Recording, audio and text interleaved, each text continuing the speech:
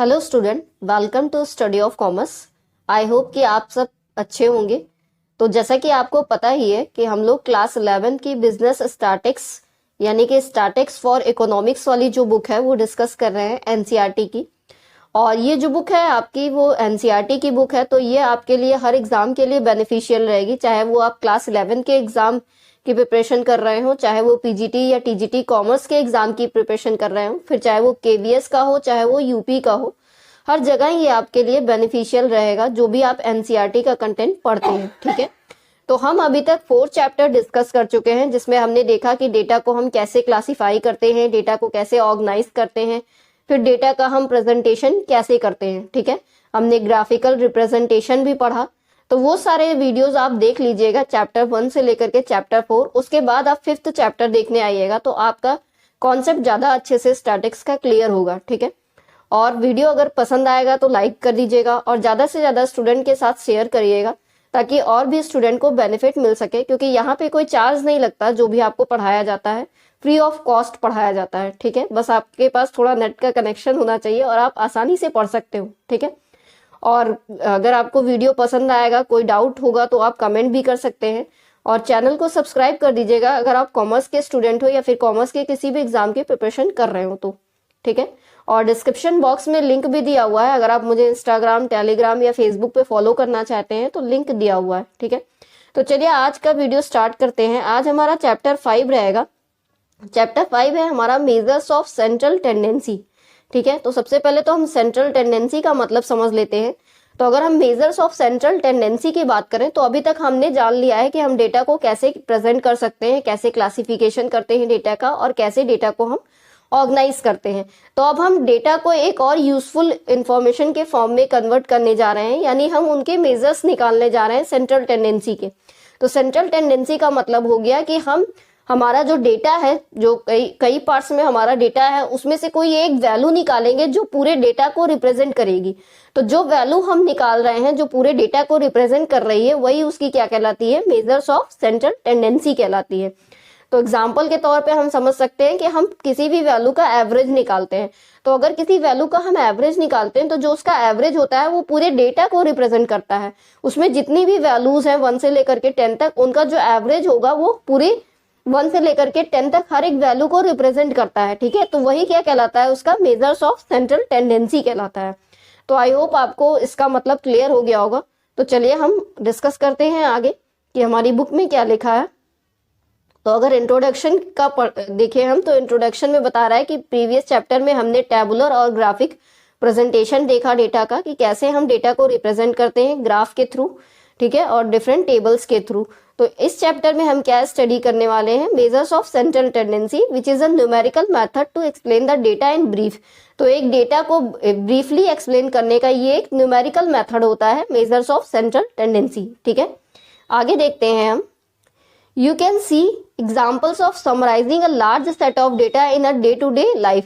तो हमने बहुत से एग्जाम्पल्स देखे हैं कि जो लार्ज नंबर ऑफ डेटा थे उनको हम छोटे फॉर्म में समराइज कर लेते थे एक यूजफुल इंफॉर्मेशन के फॉर्म में। ठीक है, like average marks obtained by students of a class in a test, average rainfall in an area, ठीक है, average production in a factory, average income of persons living in a locality और working in a firm.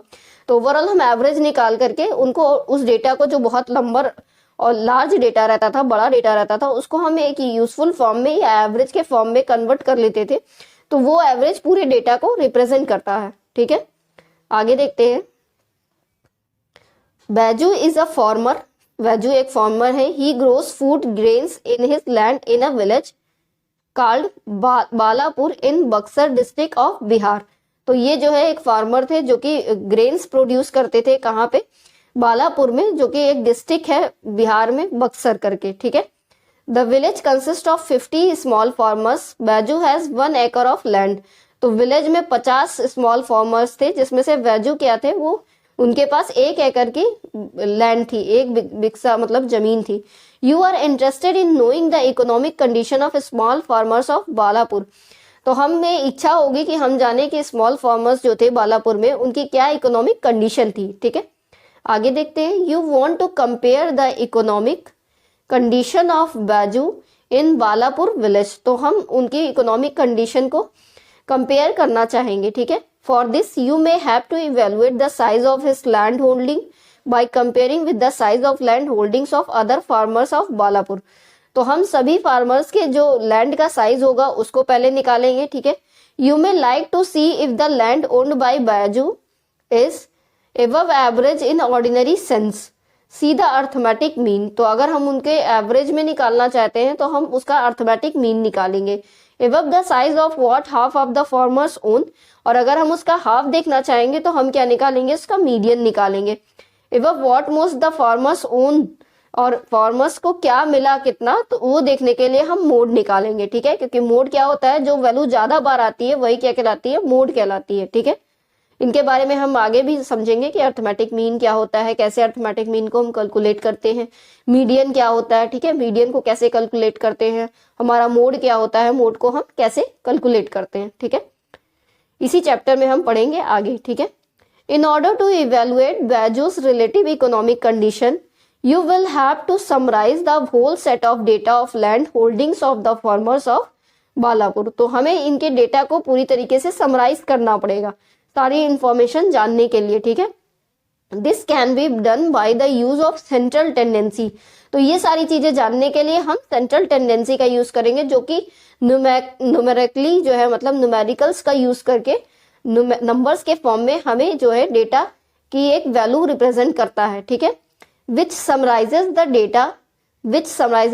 data in a single value। तो ये इस पूरे data को एक single value के थ्रू समराइज करता है, ठीक है। In such a way that this single value can represent the entire data. और वो जो सिंगल वैल्यू निकल के आती है जिसे हम मेजर्स ऑफ सेंट्रल टेंडेंसी कहते हैं, वो पूरे ओवरऑल डेटा को रिप्रेजेंट करती है, ठीक है। The measuring of central tendency is the way of summarizing the data in the form of typical और रिप्रेजेंटेटिव वैल्यू। तो एक टिपिकल या रिप्रेजेंटेटिव वैल्यू के फॉर्म में हम निकालने के लिए ही मेजर्स ऑफ सेंट्रल टेंडेंसी का यूज करते हैं, अपने डेटा को समराइज करते हैं उसके थ्रू, ठीक है।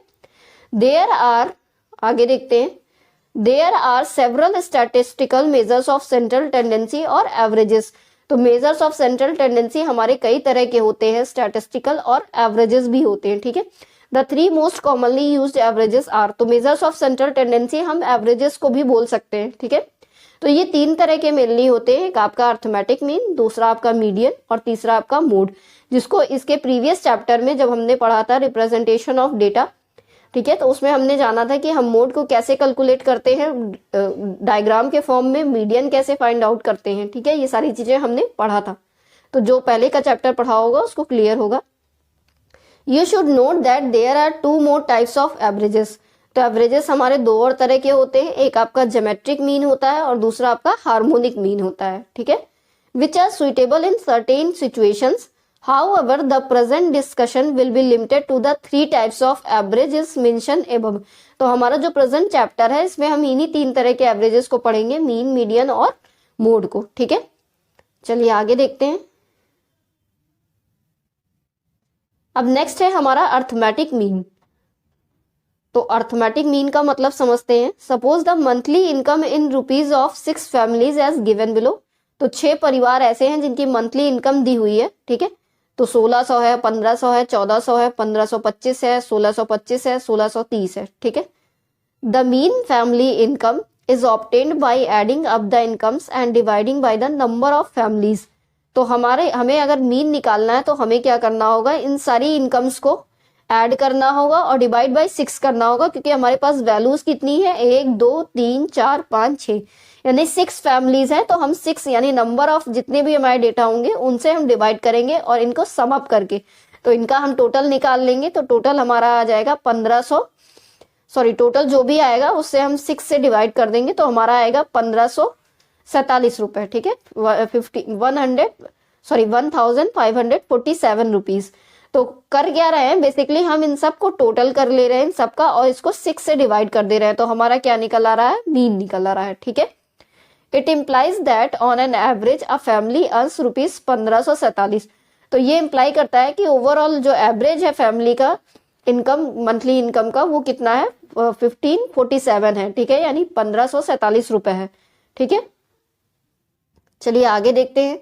Arithmetic mean is the most commonly used measures of central tendency.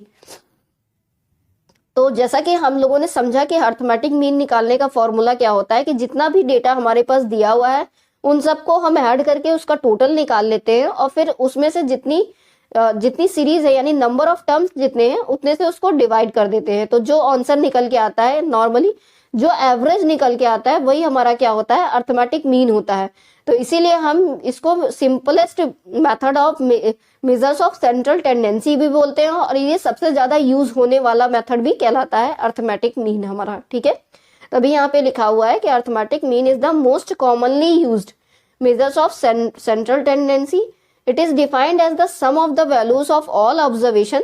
तो यानी सभी ऑब्जर्वेशंस के सम को जब हम डिवाइड कर देते हैं by the number of observations and is usually denoted by X bar.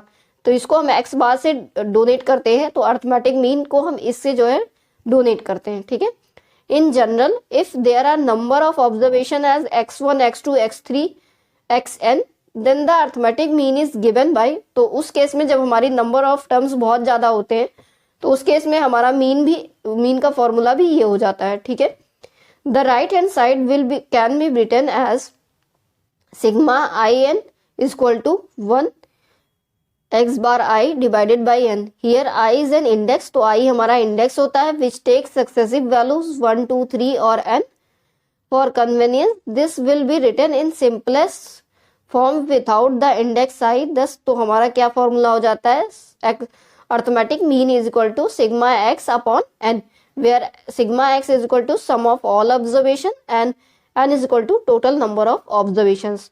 तो याद कर लीजिएगा ये आपका मीन अर्थमेटिक मीन निकालने का फॉर्मूला होता है कि arithmetic mean is equal to sigma X यानी sum of all the observations divided by n यानी टोटल नंबर ऑफ ऑब्जर्वेशंस। ठीक है, तो इसको आप याद कर लीजिएगा, जब हमें अर्थमेटिक मीन निकालना होगा तो हम इसी फॉर्मूले का यूज करेंगे। तो नेक्स्ट टॉपिक है हमारा कि how arithmetic mean is calculated. तो फॉर्मूला हमने देख ही लिया कि हमारी sum of total observations divided by number of observation, ये हमारा फॉर्मूला होता है।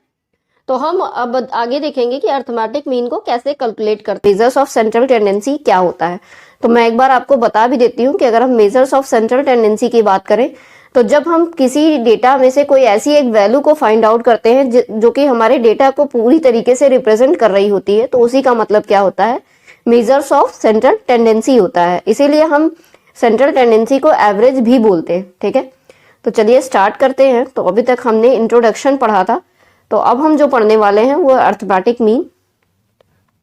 ठीक है, हाँ आपका अर्थमेटिक मीन ही है। तो चलिए शुरू करते हैं।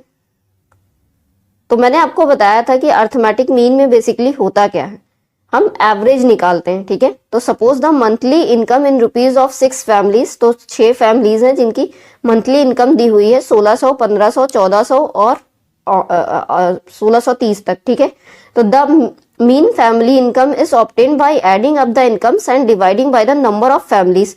तो अगर हम इसका अर्थमेटिक मीन निकालना चाहते हैं तो हम इनकी फैमिलीज की सारी इनकम को ऐड करते हैं और जितनी इनकम्स हैं उनसे डिवाइड कर देते हैं नंबर ऑफ इनकम्स। तो नंबर ऑफ इनकम्स की बात करें तो 1 2 3 4 5 6 नंबर ऑफ इनकम्स हैं, तो सबको टोटल करके हम 6 से डिवाइड कर देंगे तो हमारा ये अर्थमेटिक मीन निकल आएगा जो कि 1547 रुपए। ठीक है, तो चलिए, तो आपको फॉर्मूला समझ में आ गया कि हम कोई भी डेटा जो हमारा दिया रहेगा उसका सम टोटल कर लेंगे और उसको नंबर ऑफ टर्म्स से डिवाइड कर देंगे तो हमारा अर्थमेटिक मीन निकल आएगा। ठीक है, तो आई थिंक ये निकालना सबसे सिंपल होता है।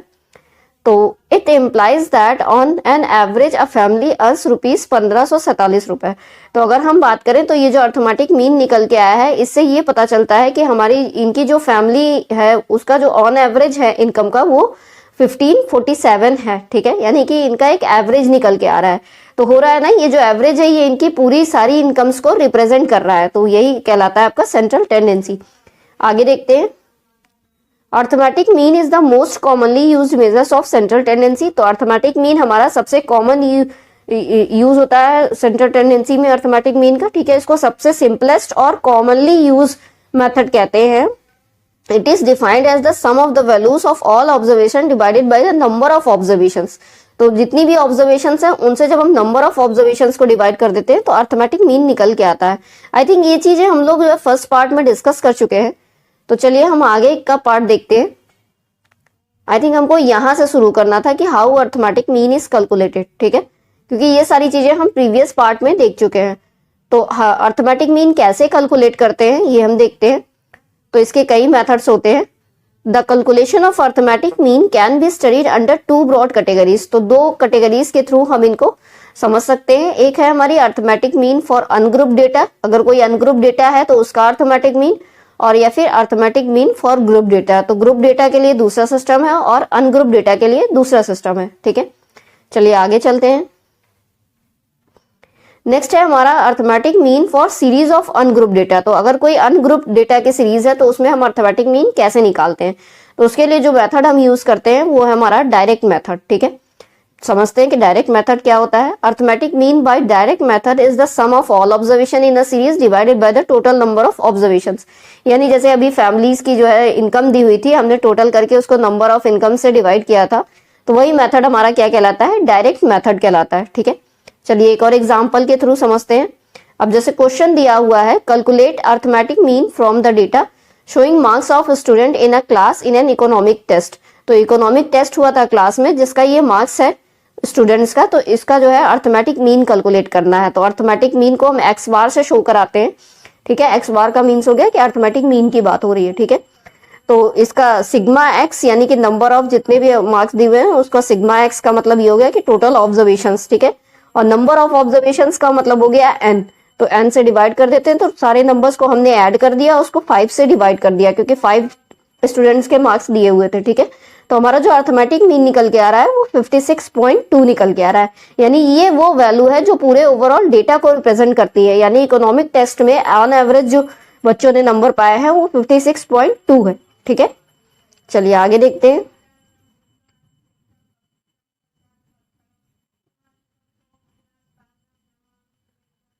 सो the average marks of student in economic test is 56.2। ठीक है, तो डायरेक्ट मेथड तो सबसे आसान मेथड है, हमें लगता है आपको आसानी से समझ में आ गया होगा। चलिए अब अगला मेथड देखते हैं। अगला है हमारा एज्यूम्ड मीन मेथड। ठीक है, अब इसके नाम से ही क्लियर है कि यहाँ पे हमको मीन को एज्यूम करना पड़ेगा। ठीक है, if the number of observation in the data is more and of figure are large, अगर हमारा जो नंबर ऑफ ऑब्जर्वेशन है वो ज्यादा होगा या फिर लार्ज नंबर ऑफ फिगर्स होंगे डेटा के, it is difficult to compute arithmetic mean by direct method. तो सीधी सी बात है, हमको डायरेक्ट मेथड से अर्थमेटिक मीन निकालना काफी डिफिकल्ट हो जाएगा। ठीक है, क्योंकि हम ऐड करने चलेंगे तो ऐड ही करते रह जाएंगे, बहुत ज्यादा डेटा होगा। ठीक है, तो the computation can be made easier by using assumed mean method. तो उस केस में जब हमारा लार्ज नंबर ऑफ डेटा हो या फिर फिगर्स बहुत बड़े बड़े हो तो हमको एज्यूम्ड मीन मेथड यूज करना है, डायरेक्ट मेथड नहीं यूज करना। ठीक है, तो चलिए देखते हैं। In order to save time in calculating mean from a data set containing a large number of observations as well as large numerical figures, अगर हमको अपने टाइम को सेव करना है इन लार्ज फिगर से, you can use assume mean method. तो हम उस केस में एज्यूम मीन मेथड यूज करेंगे। ठीक है, तो चलिए समझते हैं।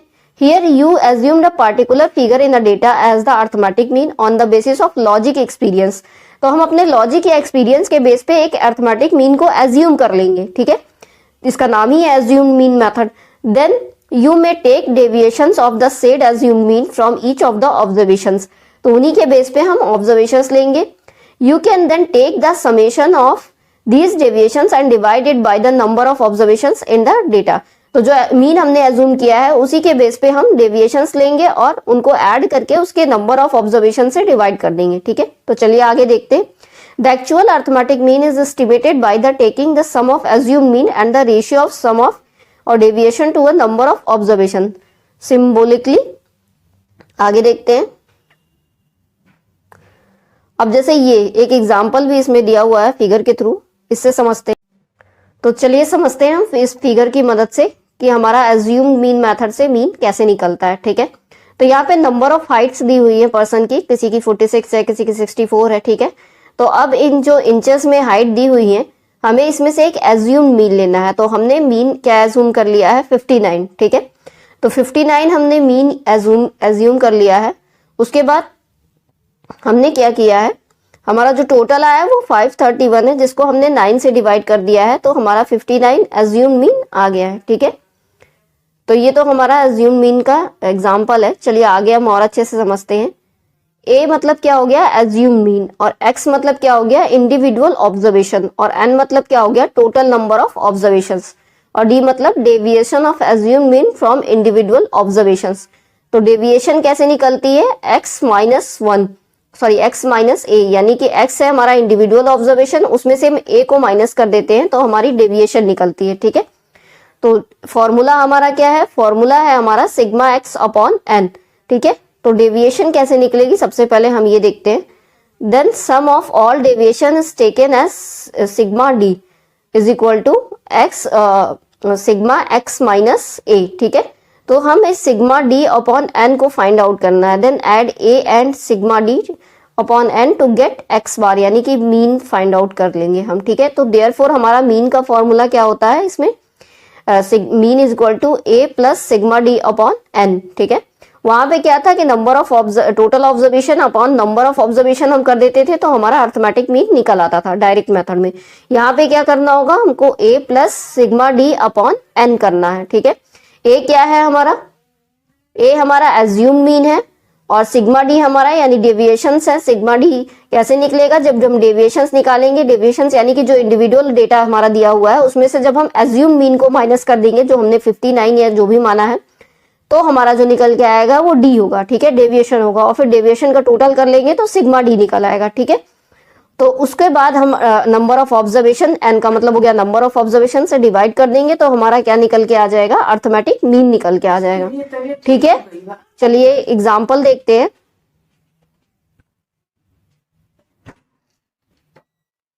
अब एग्जाम्पल में हमारा क्वेश्चन है, the following data shows the weekly income of 10 families. तो 10 फैमिली की वीकली इनकम शो कर रहा है ये डेटा।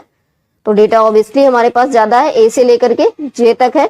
वीकली इनकम सबकी ये दी हुई है। ठीक है, कंप्यूट मीन फैमिली इनकम, तो हमें अर्थमेटिक मीन निकालना है पूरा फैमिली इनकम का। तो हम कैसे कंप्यूट करेंगे, तो computation of arithmetic mean bye assume mean method. ठीक है, तो फैमिली पहले इधर साइड में लिख लेंगे, फिर उनकी इनकम लिख लेंगे, उसके बाद डेविएशन हमको निकालना है। डेविएशन का फॉर्मूला क्या है कि जो हमने एज्यूम मीन किया है उससे हम इंडिविजुअल ऑब्जर्वेशन यानी इन चीजों को, डेटा को माइनस कर देंगे तो हमारा डेविएशन निकल आएगा। ठीक है, उसके बाद हम उसका सिग्मा डेविएशन का निकालेंगे।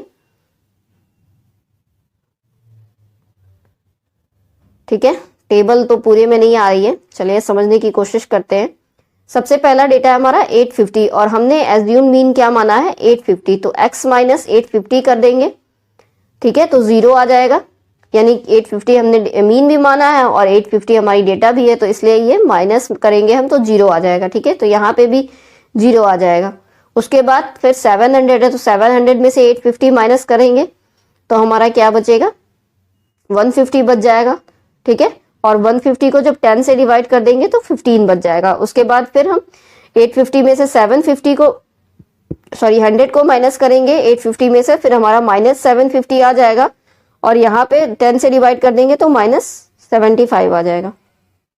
उसी तरीके से यहाँ पे भी हो रहा है। अब 750 है तो 750 में से 850 को माइनस कर देंगे तो माइनस 100 आ जाएगा।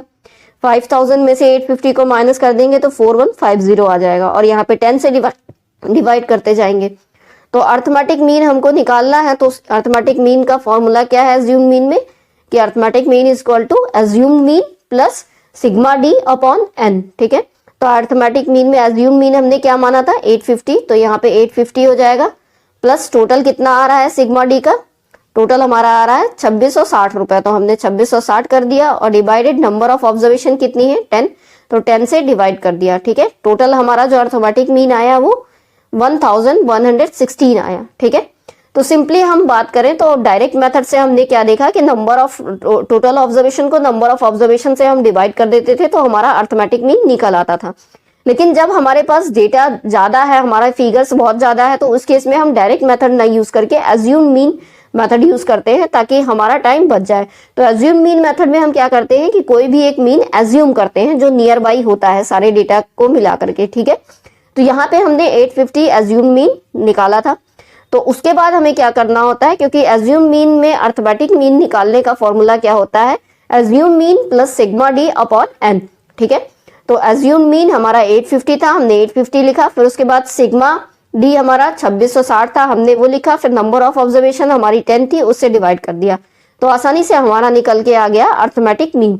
तो आई होप आपको दोनों का डिफरेंस क्लियर हो गया होगा। चलिए अब आगे देखते हैं।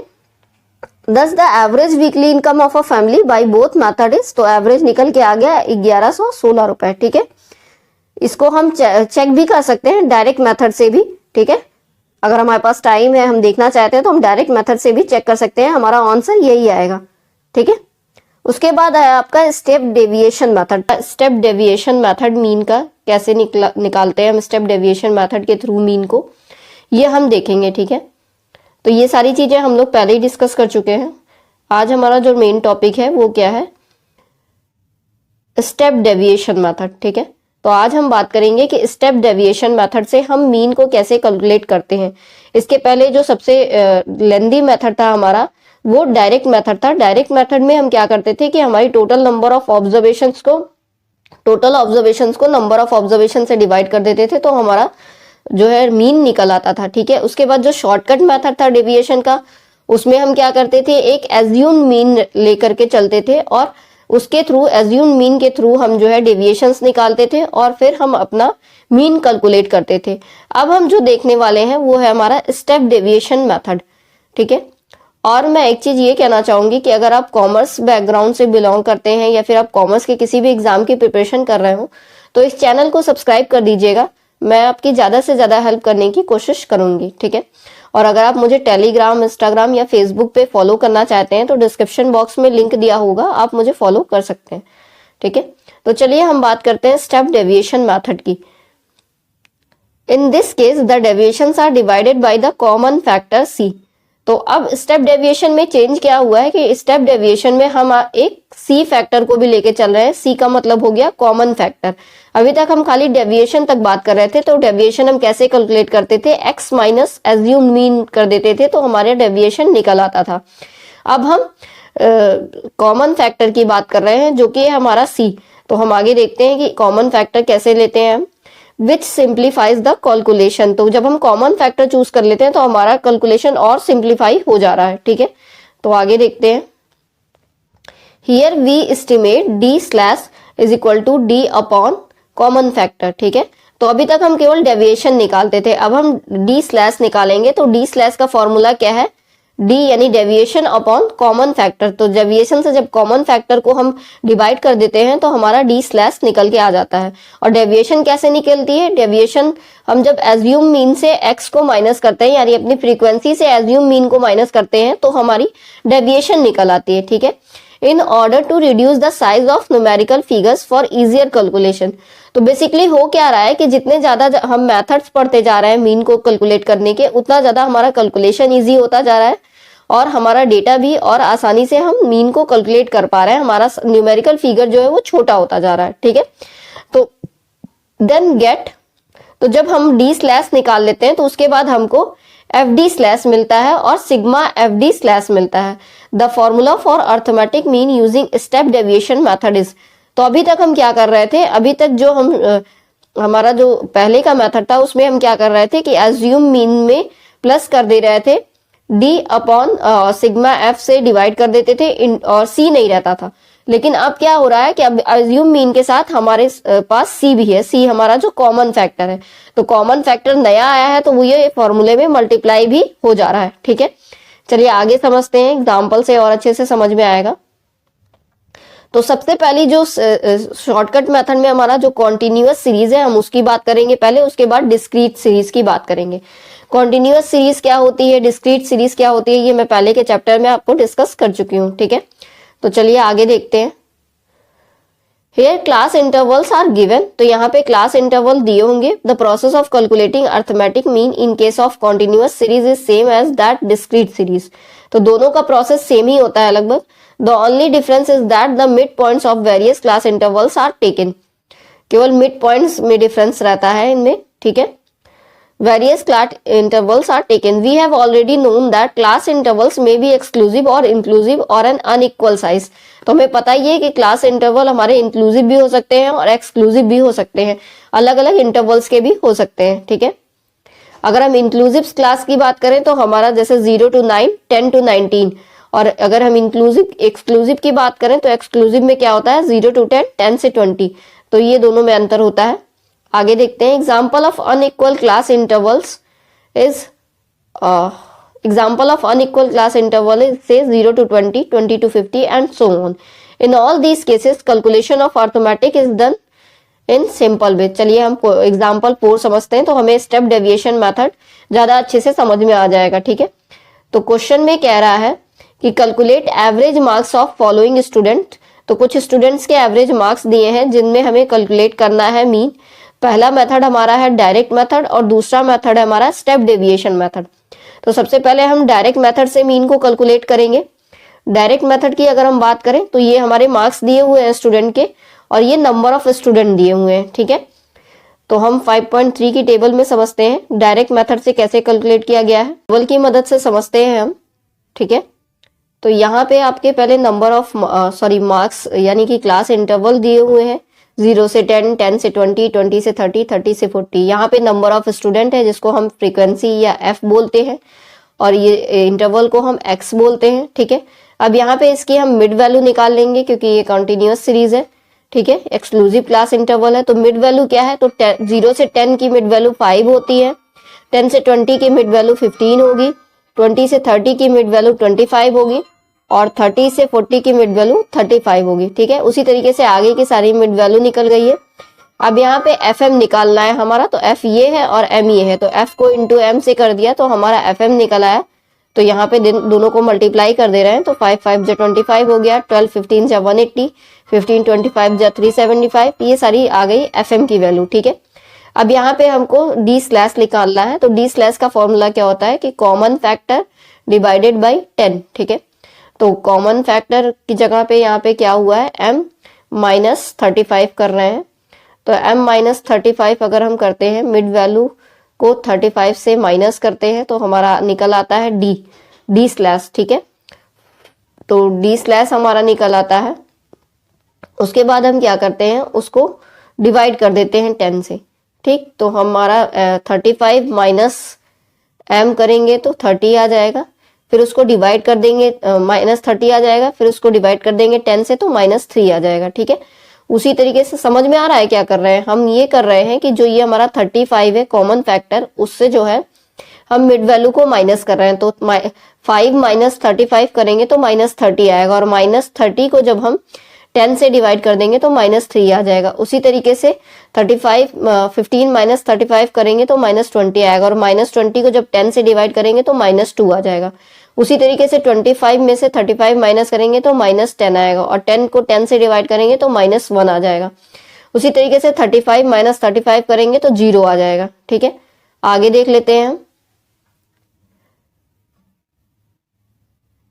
सेम एज इट इज आगे भी होगा। अब यहाँ पे देखिए 40 से 50 की मिड वैल्यू 45 हो गई, 50 से 60 की मिड वैल्यू 55 हो गई, 60 से 70 की मिड वैल्यू 65 हो गई, ठीक है।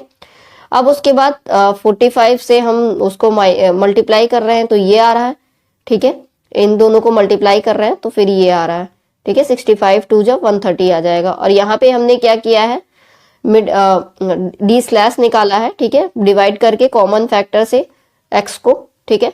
उसके बाद यहाँ पे टोटल आ गया है सिग्मा डी एफ स्लैक। अब आगे देखते हैं, obtain mid values for each class donated by m. तो मिड वैल्यू को हमने m के थ्रू दिखाया है, ठीक है। उसके बाद हमने क्या ऑब्टेन किया है, obtain sigma f m and apply the direct method formula. तो फॉर्मूला क्या है डायरेक्ट मेथड का कि sigma f m upon sigma f, यानी कि total number of observation upon number of observation, ठीक है। तो सिग्मा एफ एफ हमारा 2110 आ रहा है यानी 2110, ये देखिए, ठीक है। सिग्मा एफ एम हमारा 2110 आ रहा है और नंबर ऑफ वैल्यूज हमारी 70 है तो 70 से डिवाइड कर रहे हैं तो हमारा क्या आंसर आ रहा है 30.14 मार्क्स, यही हमारा मीन आ रहा है, ठीक है। तो डायरेक्ट मेथड से तो ये प्रोसेस काफी लेंदी हो जा रहा है। चलिए अब नेक्स्ट मेथड देखते हैं, step deviation method. Step deviation method में क्या करेंगे हम, ऑब्टेन डी स्लैश हम m माइनस ए करके डिवाइडेड बाई सी कर देंगे तो डी स्लैश आ जाएगा। फिर taken a is equal to 35, assume mean हमने 35 मान रखा है, ठीक है, कॉमन फैक्टर। उसके बाद क्या कर रहे हैं हम, फॉर्मूला हमारा क्या है, mean is equal to X bar का मतलब मीन हो गया, assumed mean plus sigma F D upon sigma F into C. Common factor भी हमको लेना है तो कॉमन फैक्टर हमारा 10 हो गया तो हमने 10 से मल्टीप्लाई कर दिया, तब भी हमारा आंसर क्या आ रहा है 30.14 ही आ रहा है, ठीक है। अब चलिए दो इंटरेस्टिंग पॉइंट्स हैं, अर्थमेटिक मीन के बारे में वो समझते हैं। कह रहा है कि the sum of deviations of items about arithmetic mean is always equal.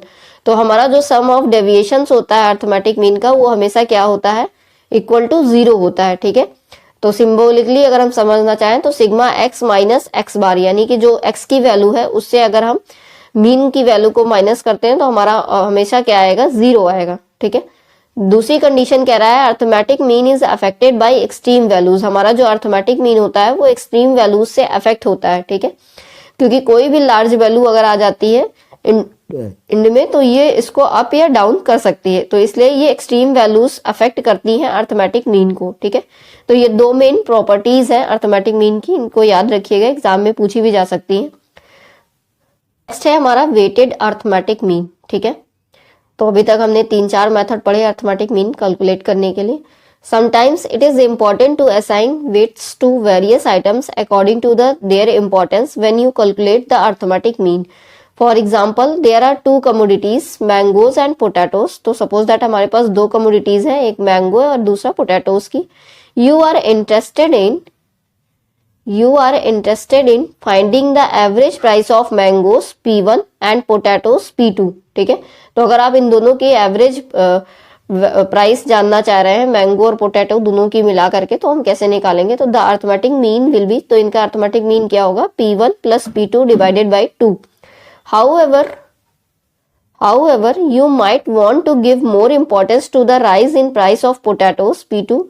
To do this, you may use as weights the share of mangoes in the budget of the consumer V1 and the share of potatoes in the budget V2. Now the arithmetic mean weighted by the shares in the budget would be, तो अगर हमें weighted arithmetic mean निकालना है तो हमें क्या करना होगा, हमें उसके वेट या कंज्यूमर के बजट को भी ध्यान में रख के मीन निकालना होगा। ठीक है, तो V1 plus P1 plus V2 plus P2 divided by V1 plus V2 W1 plus W2। ठीक है, in general the weighted arithmetic mean is given by, तो अगर हम वेटेड अर्थमेटिक मीन की बात करें तो उसका फॉर्मूला क्या होता है, sigma WX upon sigma W, यानी कि when the price rise you may be interested in the rise in prices of commodities that are more important for you। ठीक है, तो मतलब जैसा हमारा प्राइस होगा उसके हिसाब से हम कमोडिटी का यूज करेंगे। You will read more about in this discussion of index number. तो ये सारी चीजें हम और अच्छे से पढ़ेंगे चैप्टर 8 में, तो इसलिए अभी हम इसको छोड़ देते हैं क्योंकि अभी हमें मीडियन और मोड भी पढ़ना है। ठीक है, आई थिंक नेक्स्ट टॉपिक हमारा क्या है, मीडियन की। ठीक है, तो मीडियन की अगर हम सिंपल वर्ड्स में समझना चाहें कि मीडियन क्या होता है, जैसे कि अर्थमेटिक मीन क्या होता था, अर्थमेटिक मीन जो हम कैलकुलेट करते थे वो एक ऐसी वैल्यू होती थी जो हमारे पूरे डेटा को रिप्रेजेंट करती थी। ठीक है, तो अब हम बात कर रहे हैं मीडियन की। तो अगर हम मीडियन की बात करें तो इसके मतलब से ही क्लियर हो रहा है नाम से ही कि ये मिड वैल्यू की बात करेगा, यानी कि एक ऐसी कोई डेटा अगर हमें दिया हुआ है तो उसकी कोई एक ऐसी वैल्यू को हम फाइंड आउट करेंगे जो डेटा को इक्वल पार्ट्स में डिवाइड कर देगी। ठीक है, आधा पार्ट्स इधर रहेगा आधा उधर रहेगा और जो बीच की वैल्यू होगी उसी को हम क्या बोल देंगे, मीडियन बोल देंगे। ठीक है, तो चलिए हम समझते हैं इसमें भी। तो कह रहा है median is that positional value of the variable which divides the distribution into 2 equal parts. ठीक है, तो ये एक ऐसी पोजिशनल वैल्यू होगी जो वेरिएबल्स को डिवाइड करती है 2 इक्वल पार्ट्स में। ठीक है, 1 part comprises all values greater than, जो 1 पार्ट होगा वो ग्रेटर देन वैल्यूज होंगी equal to the median value, and the other comprises all less than और इक्वल टू इट। ठीक है, तो एक पार्ट में ग्रेटर देन मीडियन से वैल्यू होंगी और दूसरे पार्ट में लेस देन वैल्यूज होंगी मीडियन से, जो भी हम मीडियन फाइंड आउट करेंगे। ठीक है, आगे देखते हैं। The median is the middle element, इसको हम मिडिल एलिमेंट बोलते हैं when the data set is arrange in order of the magnitude. ठीक है, तो एक मैग्नीट्यूड के ऑर्डर में जब हम डेटा को सेट कर देते हैं तो जो मिड वैल्यू निकालते हैं वही क्या कहलाती है, मीडियन कहलाती है। ठीक है, since the median is determined by the position of different values, तो डिफरेंट वैल्यूज की पोजीशन से हम मीडियन को डिटरमाइन करते हैं। इट रिमेन्स अनअफेक्टेड इफ से the size of the largest value increases. ठीक है, चलिए आगे हम फाइनली देखते हैं कि मीडियन कैसे कंप्यूट करते हैं। ठीक है, तो ये हमारा क्वेश्चन है, computation of median. The median can be easily computed by shorting the data from smallest to largest and finding out the middle value. तो सबसे सिंपल तरीका क्या है मीडियन कैलकुलेट करने का, कि हम अपने डेटा को स्मॉलेस्ट से लार्जेस्ट में शॉर्टिंग कर दें उसकी, ठीक है, और फिर उसमें से जो मिड वैल्यू हो उसको फाइंड आउट कर लें। अब हम एग्जाम्पल से और अच्छे से समझेंगे। एग्जाम्पल में कह रहा है, suppose we have the following observation in a data set. तो एक डेटा सेट है हमारे पास जिसमें 5, 7, 6, 1, 8 ऐसी वैल्यूज दी हुई हैं, ठीक है। Arrange the data in ascending order. अब हम इन्हें असेंडिंग ऑर्डर में अरेंज करेंगे, यानी जो सबसे छोटा होगा उसको सबसे पहले लिखेंगे, ठीक है। 1, 3, 4, 5, 6, 7, 8, 10, 11। अब इसमें जो 6 वैल्यू है यही हमारी क्या कहलाएगी, मिडिल स्कोर या मीडियन कहलाएगी। तो 6 हमारा क्या हो जाएगा, मीडियन हो जाएगा। तो स्मॉलेस्ट वैल्यूज इस साइड लिखी हुई है और लार्जेस्ट इस साइड लिखी हुई है मीडियन से। तो मिड वैल्यू ही हमारी क्या कहलाती है, मीडियन कहलाती है, जो हमारे ओवरऑल डेटा को 2 पार्ट्स में डिस्ट्रीब्यूट करती है, ठीक है। The middle value score is 6, so that median is 6। तो मीडियन हमारा क्या होगा, 6 हो जाएगा। Half of the scores are larger than 6। जो आधे पोर्शन है डेटा के वो वैल्यूज हैं वो 6 से बड़ी हैं और आधी क्या है, छोटी हैं, ठीक है। If there are even numbers in the data there will be 2 observations. अगर इवन नंबर्स दिए हुए हैं डेटा में तो क्या होगा, फिर आगे देखते हैं। Which fall in the middle, the median in this case is computed as the arithmetic mean of the 2 middle values. तो उस केस में हम मीडियन कैसे कैलकुलेट करेंगे, हम आगे देखते हैं। एक टेबल भी दी हुई है यहाँ पे, ठीक है, mean and median of the different series. तो यहाँ पे मीन का ऑप्शन है, यहाँ मीडियन का ऑप्शन है और ये वेरिएबल वैल्यूज दी हुई हैं, ठीक है। तो ये एक्टिविटी में है। आगे देखते हैं एग्जाम्पल 6 हम समझते हैं। एग्जाम्पल 6 कह रहा है, the following data provides marks of 20 students. तो 20 स्टूडेंट्स के मार्क्स दिए गए हैं। You are required to calculate the median marks. तो हमें इसमें से एक मिड वैल्यू फाइंड आउट करनी है, यानी मीडियन मार्क्स फाइंड आउट करना है 20 स्टूडेंट के मार्क्स में से, ठीक है। Arranging the data in ascending order. तो पहले हम इसको असेंडिंग ऑर्डर में अरेंज करेंगे डेटा को, ठीक है।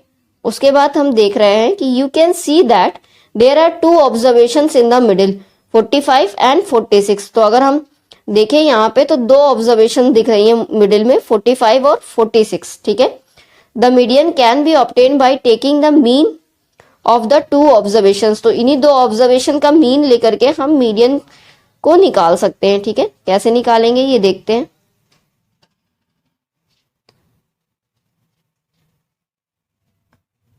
देखिए 45 प्लस 46 डिवाइडेड बाई 2 कर देंगे तो हमारा क्या आ जाएगा, मीडियन आ जाएगा, ठीक है। क्योंकि 2 वैल्यूज आ रही हैं 45 और 46, तो दोनों को ऐड करके हम 2 से डिवाइड कर देंगे तो ये हमारा एवरेज हो जाएगा और यही हमारा क्या कहलाएगा, मीडियन कहलाएगा, ठीक है। In order to calculate median it is important to know the position of the median. तो मीडियन को कैलकुलेट करने के लिए उसकी पोजीशन को फाइंड आउट करना हमारे लिए मतलब जानना ज्यादा जरूरी होता है, ठीक है। Items eight which the median lies, हमें ये फाइंड आउट करना है कि मीडियन हमारा कहाँ हो सकता है, ठीक है। The position of the median can be calculated by the following formula. अब पोजीशन मीडियन की कैसे हम फाइंड आउट करेंगे, इसके लिए एक फॉर्मूला भी है। फॉर्मूला क्या है, position of median is equal to n+1 divided by 2, ठीक है। तो n का मतलब हो गया नंबर ऑफ आइटम्स, तो number of items plus 1 divided by 2। तो चलिए देखते हैं। You may note that the above formula gives you the position of the median in an ordered array. तो ये हमें मीडियन की पोजीशन बताएगा, ठीक है। ये फॉर्मूला मीडियन नहीं बताएगा, ठीक है। तो median is not the median itself, median is computed by the formula. तो इसी फॉर्मूला जो हमारा है ये n+1/2, इससे हम मीडियन की पोजीशन को फाइंड आउट करेंगे, ठीक है। चलिए अब डिस्क्रीट सीरीज में बात करते हैं कि हम मीडियन को कैसे कैलकुलेट करेंगे। In case of discrete series, the position of a median n+1 divided by 2 item can be located through cumulative frequency. The corresponding value at this position is the value of median. तो चलिए example 7 से समझते हैं हम discrete series से। The frequency distribution of the number of persons and their respective incomes in rupees. तो frequency distribution दिया है कुछ पर्सन्स का जिनकी इनकम्स दी हुई है, ठीक है। तो ये इनकी इनकम है, ये नंबर ऑफ पर्सन है। तो 10 में 2 लोग हैं, 20 में 4 लोग हैं, ऐसी है, ठीक है। In order to calculate the median income, you may prepare the frequency distribution as given below. तो हमें अगर मीडियन कैलकुलेट करना है तो हम इनकी फ्रीक्वेंसी डिस्ट्रीब्यूशन को पहले सही करेंगे।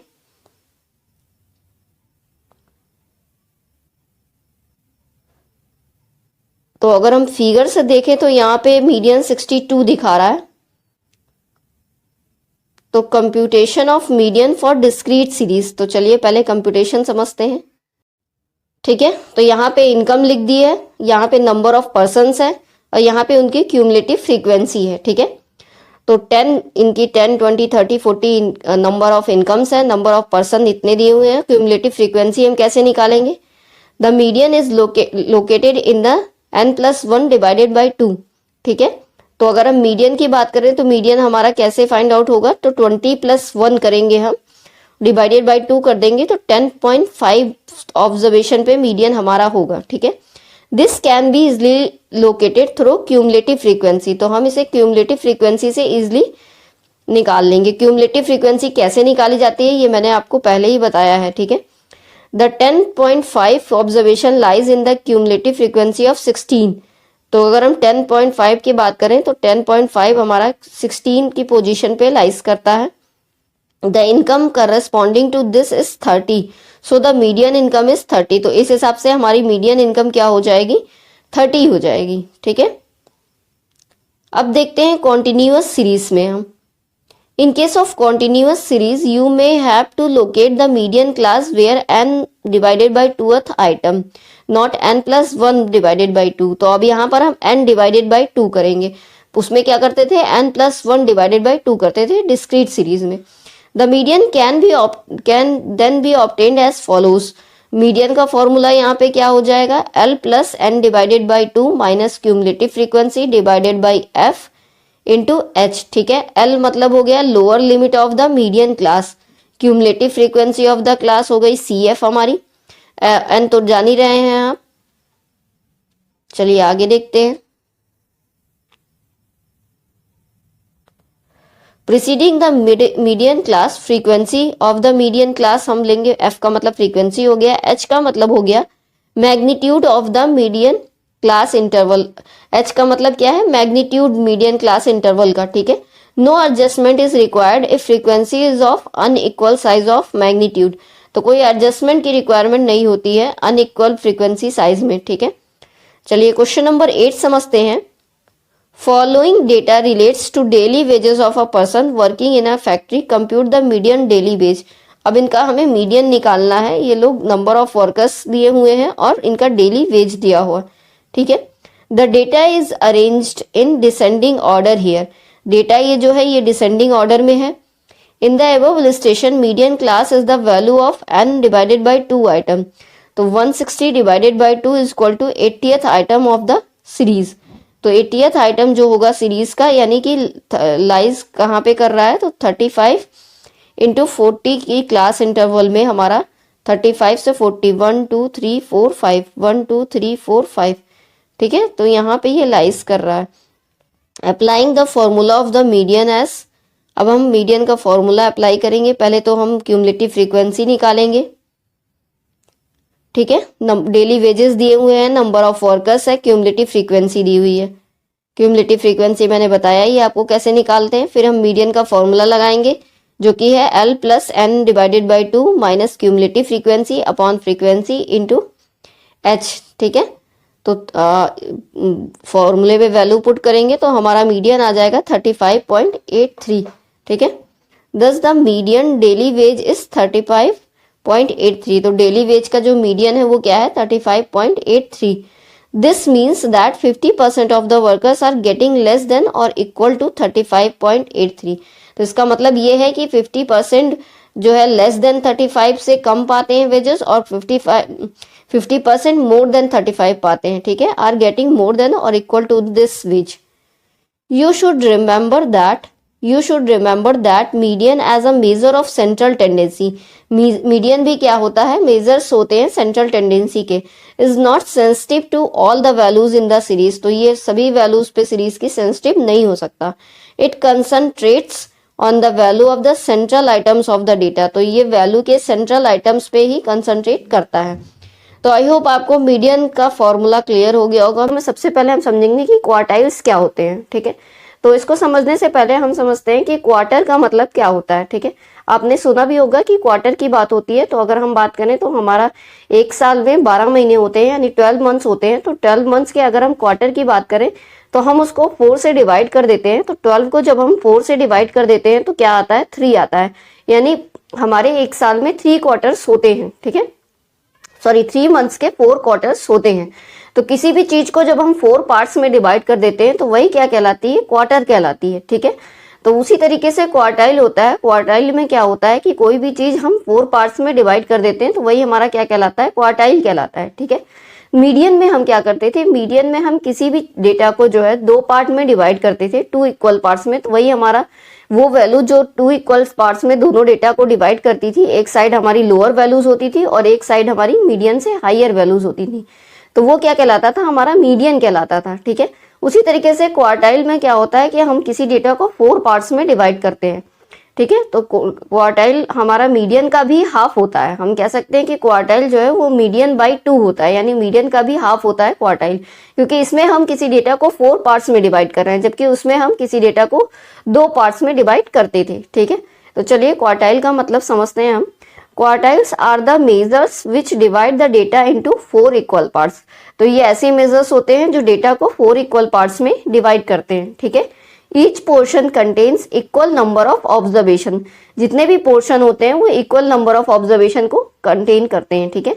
There are 3 quartiles. हमारे 3 क्वार्टाइल्स होते हैं। First quartile denoted by Q1, और जो लोअर क्वार्टाइल होता है वो 25% होता है, अगर दूसरे का जो कि 75% होता है, ठीक है। Of the items are greater than 8। इसको हम सिंपल मतलब में समझते हैं।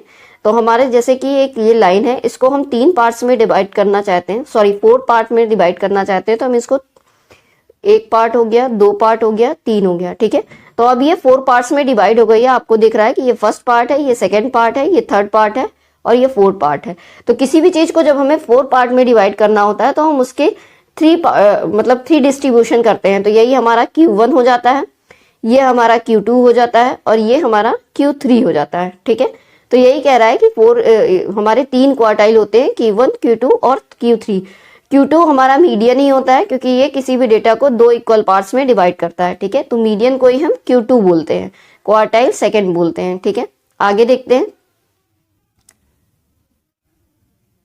The second quartile denoted by Q2 और मीडियन। तो सेकेंड क्वार्टाइल जो Q2 होता है उसी को हम क्या बोलते हैं, मीडियन। और ये हमारे किसी भी डेटा को इक्वल पार्ट्स में डिवाइड करता है, यानी 50% में डिवाइड करता है, ठीक है। Of the observation above it। The third quartile denoted by Q3। और जो थर्ड क्वार्टाइल होता है वो Q3 से डिवाइड किया जाता है, उसको हम अपर क्वार्टाइल बोलते हैं। और Q1 को हम लोअर क्वार्टाइल बोलते हैं, ठीक है, जो कि किसी वैल्यू को 75 और 25 के बीच में डिवाइड करता है। तो आगे देखते हैं। दस Q1 and Q3 denoted the 2 limits with in which central 50% of the data lies. तो जो Q1 और Q3 है वो Q2 के बीच में एक लिमिट सेट कर रहा है, ठीक है। जैसा कि इस फिगर में भी दिया हुआ है, values arranging in ascending order. हमने असेंडिंग ऑर्डर में वैल्यूज को अरेंज किया है। तो ये जो बीच वाला मीडियन है यही हमारा क्या है, Q2 है। और ये हमारा अपर क्वार्टाइल है Q3 और ये हमारा लोअर क्वार्टाइल है Q1, ठीक है। तो जो Q1 है वो 25:75 के रेशियो में, यानी ये डेटा को 1/3 में डिवाइड कर रहा है। उसी तरीके से ये जो अपर क्वार्टाइल है Q3 है, ये भी 1/3 में किसी लाइन को डिवाइड कर रहा है। लेकिन जो मीडियन है ये 1/2 में, यानी कि 2 इक्वल पार्ट्स में डिवाइड कर रहा है किसी भी डेटा को, ठीक है। तो आई होप आपको Q1, Q2 और Q3 तीनों का मतलब समझ में आ गया होगा। चलिए अब हम नेक्स्ट देखते हैं। नेक्स्ट है हमारा परसेंटाइल। परसेंटाइल की अगर हम बात करें तो परसेंटाइल क्या होता है, जो किसी भी चीज का 100% होता है, 100% में किसी चीज को डिवाइड करता है, वही क्या कहलाता है, परसेंटाइल कहलाता है, ठीक है। आपने परसेंट भी निकाला होगा, ठीक है। Percentile divide the distribution into 100 equal parts. तो किसी भी डिस्ट्रीब्यूशन को 100 इक्वल पार्ट्स में डिवाइड करने के लिए हम उसका परसेंटाइल निकालते हैं, यानी उसका हम 99 पोजीशन तक डिनोट करते हैं, डिवाइड करते हैं, तब उसका 100 पार्ट निकलता है। जैसे किसी भी चीज को 4 पार्ट में डिवाइड करने के लिए हम उसका 3 बार कट करते हैं, ठीक है। जैसे मैंने बताया था आपको कि हमने 3 बार कट किया तो ये 4 पार्ट्स में डिवाइड कर रहा है, ठीक है। उसी तरीके से जब हमें 100 डिस्ट्रीब्यूशन करना है तो हम 99 टाइम्स उसके एक माइनस करके यानी 99 टाइम्स उसको डिवाइड करते हैं, ठीक है। तो आई होप आपको परसेंटाइल का मतलब समझ में आ गया होगा। चलिए अब हम समझते हैं कि हम क्वार्टाइल को कैसे कैलकुलेट कर सकते हैं, ठीक है। The method for locating the quartile is same as that of the median. तो जैसे मीडियन का फॉर्मूला था वैसे ही हमारा क्वार्टाइल का भी फॉर्मूला होता है। In case of individual and discrete series the value of Q1 and Q3 of an ordered series can be obtain by the following formula where n is the number of observations.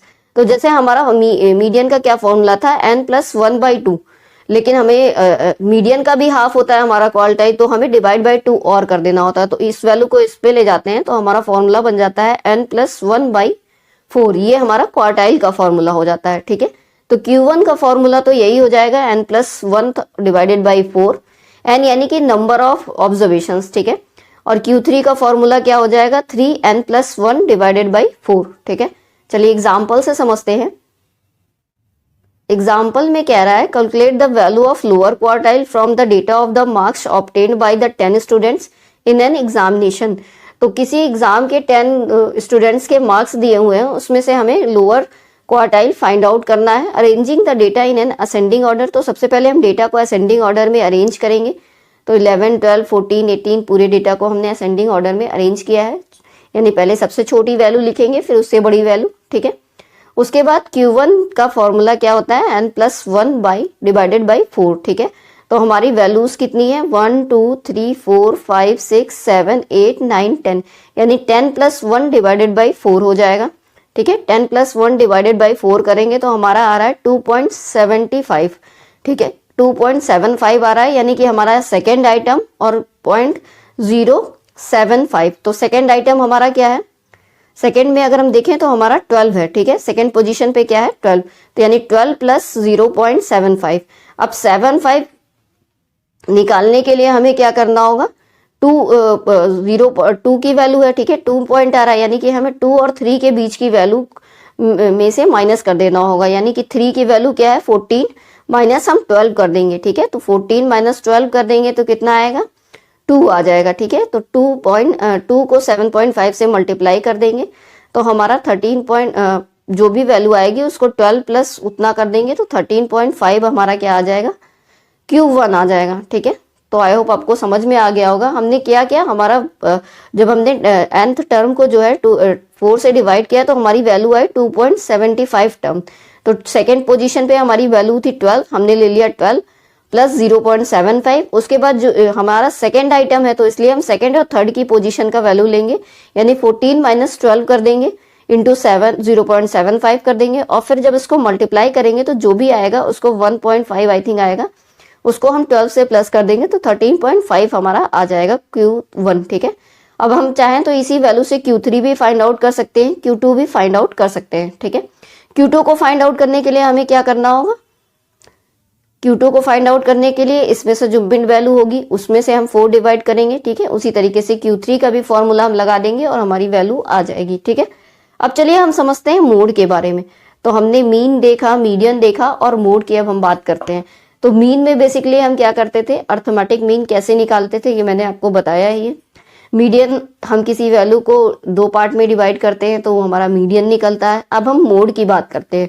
तो mode क्या होता है, ये हम लोग previous chapter में पढ़ चुके हैं कि मोड जब कोई वैल्यू बार बार रिपीट होती है, यानी ऐसी रिपीटेड वैल्यू जो बार बार आई है उसी को हम क्या बोलते हैं, मोड बोल देते हैं, ठीक है। फॉर एग्जाम्पल हमारे पास कुछ स्टूडेंट के नंबर दिए हुए हैं 13, 14, 15, 15, 16, 17, ठीक है। तो इसमें जो 15 है वो 2 बार रिपीट हुआ है तो इसलिए हमारा मोड क्या हो जाएगा, 15 हो जाएगा, ठीक है। तो चलिए समझते हैं मोड का मतलब।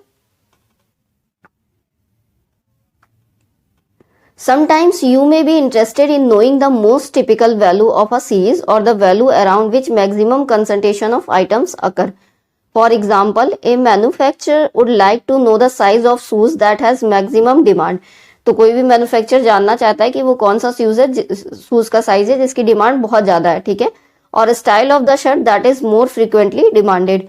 Here mode is the most appropriate measure. तो मोड हमारा सबसे अप्रोप्रिएट मेजर होता है क्योंकि ये रिपीटेड वैल्यू को दिखाता है। The word mode the word mode has been derive from the French word, तो मोड वर्ड हमारा फ्रेंच वर्ड से डिराइव किया गया है, which signifies the most fashionable values of a distribution because it is repeated the highest number of times in the series। तो हमारी series में ऐसी वैल्यू जो बार बार रिपीट होती है वही क्या कहलाती है, मोड कहलाती है। ठीक है, mode is the most frequently observe data value, it is donated by m, इसको हम एम से डोनेट करते हैं या फिर जेड से डोनेट करते हैं। ठीक है, तो सबसे पहले हम डिस्क्रीट सीरीज में देखते हैं कि हमारा मोड कैसे कंप्यूट होता है। ठीक है, या कैसे हम मोड को कैलकुलेट करते हैं। Consider data set 1 2 3 4 4 5, the mode for this data is 4। तो यहाँ पे 4 दो बार रिपीट हुआ है, इसलिए मोड हमारा क्या हो गया 4, because 4 occurs most frequently twice in a data, क्योंकि ये 2 बार आया है। ठीक है, आगे देखते हैं example 10। Look at the following discrete series, तो ये हमारी डिस्क्रीट सीरीज है। ठीक है, क्योंकि यहाँ पे क्लास इंटरवल्स तो दिए नहीं है कि हम इन्हें कॉन्टिन्यूअस सीरीज बोलेंगे, तो वेरिएबल और फ्रीक्वेंसी दी हुई है, इसका मतलब ये हमारी डिस्क्रीट सीरीज है। ठीक है, आगे देखते हैं। Here as you can see the maximum frequency is 20। हम देख रहे हैं कि यहाँ पे मैक्सिमम फ्रीक्वेंसी कहाँ पे है, फ्रीक्वेंसी सबसे ज्यादा 20 की है। ठीक है, क्योंकि बाकी सब कम है 20 से, तो मैक्सिमम फ्रीक्वेंसी 20 की है, इसलिए 20 ही हमारा क्या हो जाएगा, 30 हमारा क्या हो जाएगा, मोड हो जाएगा। ठीक है, यही इसमें लिखा भी है। Here as you can see the maximum frequency is 20, the value of a mode is 30, तो इसलिए वैल्यू हमारा क्या हो जाएगा 30, जो वैल्यू है हमारी वही क्या होगी, मोड हो जाएगी, क्योंकि फ्रीक्वेंसी सबसे ज्यादा 30 की ही है। ठीक है, in this case as there is a unique value of mode, the data is unimodal but the mode is not necessarily unique, unlike arithmetic mean and median. You can have data with 2 modes by model और more than 2 modes, 2 modes भी हो सकते हैं, multi modal भी हो सकते हैं। It may be possible that there may be a no mode if no values appears from frequent than any other value in the distribution. For example, in a series 1 1 2 2 3 3 4 4 there is no mode। तो अगर कोई ऐसी series आ गई तो इसमें कोई mode नहीं होगा। ठीक है, अब यूनी मॉडल मोड में देखिए, यूनी मॉडल मोड है हमारा ये, और ये हमारा बाई मॉडल मोड है। ठीक है, चलिए आगे समझते हैं। अब बात करते हैं कॉन्टिन्यूअस सीरीज में। तो कॉन्टिन्यूअस सीरीज में हमारा मोड का फॉर्मूला होता है जिसको हमें देखना होगा। कॉन्टिन्यूअस सीरीज में देखते हैं, इन case of continuous frequency distribution model class is the class with largest frequency. तो कॉन्टिन्यूअस सीरीज में क्या होता है, जो हमारी मॉडल क्लास होती है वो लार्जेस्ट फ्रीक्वेंसी होती है। Mode can be calculated by using the formula, तो मोड का फॉर्मूला यहाँ पे क्या हो जाता है, L plus D1 divided by D1 plus D2 into H। अब यहाँ पे L का मतलब क्या है, lower limit of the model class, सबसे लोअर लिमिट जो होगी मॉडल क्लास की। D1 का मतलब है difference between the frequency of the model class and the frequency of the class preceding the model class. ठीक है, D2 हमारा क्या है, difference between the frequency of the model class and the frequency of the class succeeding the model class. और H हमारा क्या है, class interval of the distribution. You may note that in case of continuous series, class intervals should be equal and series should be exclusive to calculate the mode. If midpoints are given, class intervals are to be obtained. Example देखते हैं। Calculate the value of model worker family monthly income from the following data। तो अब यहाँ पे हमें monthly income का data दिया हुआ है, उसमें से मॉडल वर्कर की फैमिली मंथली इनकम की वैल्यू फाइंड आउट करनी है। ठीक है, less than cumulative frequency distribution of income per month in thousands. ठीक है, तो इनकम पर मंथ दी हुई है, क्यूमुलेटिव फ्रीक्वेंसी दी हुई है less than 50, less than 45, less than 40, less than 35, less than 30। अब इसमें हम कैसे मोड को कैलकुलेट करेंगे, चलिए देखते हैं।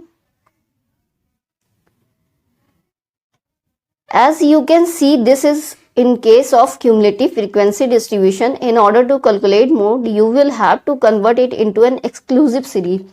तो इसको हम एक exclusive series में convert करेंगे. In this example, the series is in the descending order. This table should be converted into an ordinary frequency table. अब हम इसको जो है exclusive series में convert करते हैं।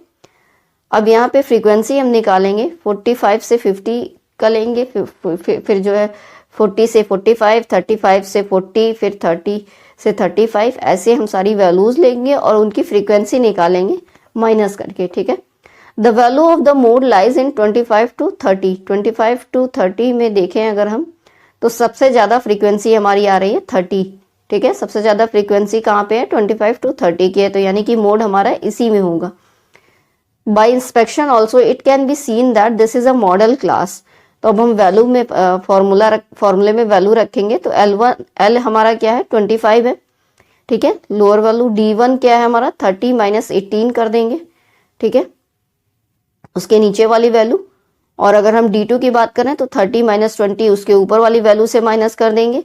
और अगर हम H की बात करें तो H हमारा क्या आ जाएगा 5 आ जाएगा, क्योंकि दोनों के बीच का डिफरेंस कितना है 5 का है, तो 5 आ जाएगा। अब हम फॉर्मूले में वैल्यू को पुट करते हैं, तो 25 plus 12 divided by 12 plus 10 into 5, तो हमारा ये आ रहा है 27.273। दस the model worker families monthly income is 27.273, ठीक है। तो ये हमारी मॉडल इनकम आ रही है, मंथली इनकम जो है मॉडल वर्कर्स की, ठीक है। तो इसको किया क्या गया है, इसको हमने इंक्लूसिव से एक्सक्लूसिव सीरीज में कन्वर्ट किया है।